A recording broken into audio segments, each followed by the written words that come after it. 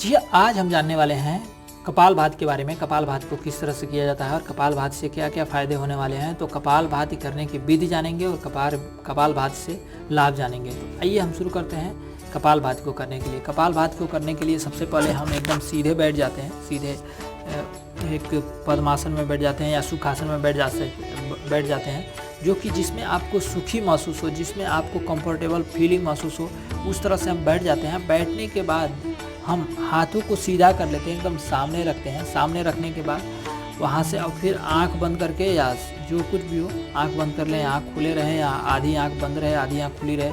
आपको सीधा से इतना पे कर लेना है, एक ध्यान एक जगह पे केंद्रित करना है और सांसों पे केंद्रित रखते हुए आपको पेट से नाक के द्वारा सांस छोड़ना है, न कि मुँह से ही छोड़ना है।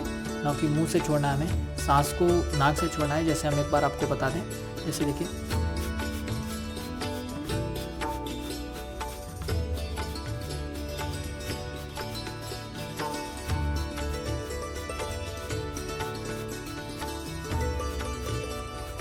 इस हिसाब से हमको करना है कि हमें थकान भी महसूस ना हो और हमें हरासमेंट भी ना महसूस हो। एकदम मध्यम गति से आप पहले शुरू में आप एकदम धीमी गति से करें, फिर धीरे धीरे मध्यम गति से करें, फिर उसके बाद से थोड़ी थोड़ी रफ्तार बढ़ाते हुए अपने आप को अपने क्षमता अनुसार इसे हम कर सकते हैं। केवल सांस को पेट से धक्का देते हुए सांस को नाक से छोड़ेंगे, न कि मुँह से छोड़ेंगे। सीधा सा इस पर कंसंट्रेशन माइंड पे ध्यान रखते हुए जब हम करना शुरू करेंगे, सीने को एकदम सीधा फुलाए रखेंगे, पेट को अंदर खींचेंगे, पेट को जब दाबेंगे, पेट से सांस को बाहर छोड़ेंगे तो सीना बाहर आएगा और नाक से सांस बाहर आएगी। तो इस हिसाब से हमें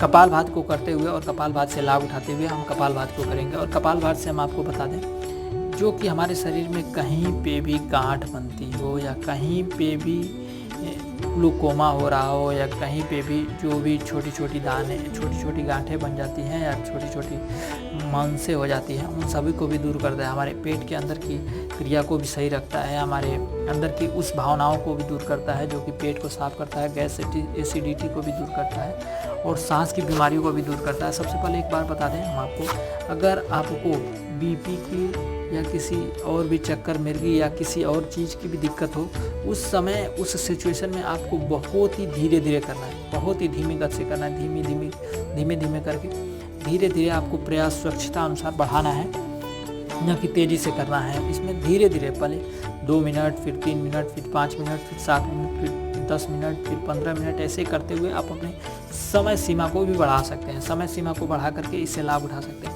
यह हमारे शरीर की पेट की क्रिया को भी सही करता है, गठिया रक्त संबंधित रोगों को भी दूर करता है और हड्डी संबंधित रोगों को भी दूर करता है। और हमारे अंदर सांस की जो क्षमता होती है, सांस को भी जो सांस से हमें तरह तरह की बीमारियां होती है या गले में बीमारियां होती है, इन सभी बीमारियों को भी दूर करता है कपालभाति। कपालभाति समझिए कि एक रामबाण, किसी भी बीमारी को दूर करने के लिए एक रामबाण प्राणायाम है। इस प्राणायाम को करके हम कपालभाति से लाभ उठा सकते हैं। कपालभाति हमारे शरीर को हीमोग्लोबिन के सिस्टम को, हमारे इम्यूनिटी सिस्टम को, अन्य कई तमाम तरह की बीमारियों को भी दूर करता है कपालभाति बहुत ही सुपर और बहुत ही शानदार प्राणायाम है। इसको हमेशा करना चाहिए। ये केवल खाली पेट करना चाहिए, सुबह करना चाहिए और शाम को खाना खाने से 1 घंटे पहले ही कर लेना चाहिए और सुबह में खाली पेट करना चाहिए। इस तरह से ये बात को ध्यान में रखते हुए हमें कपालभाति करना चाहिए।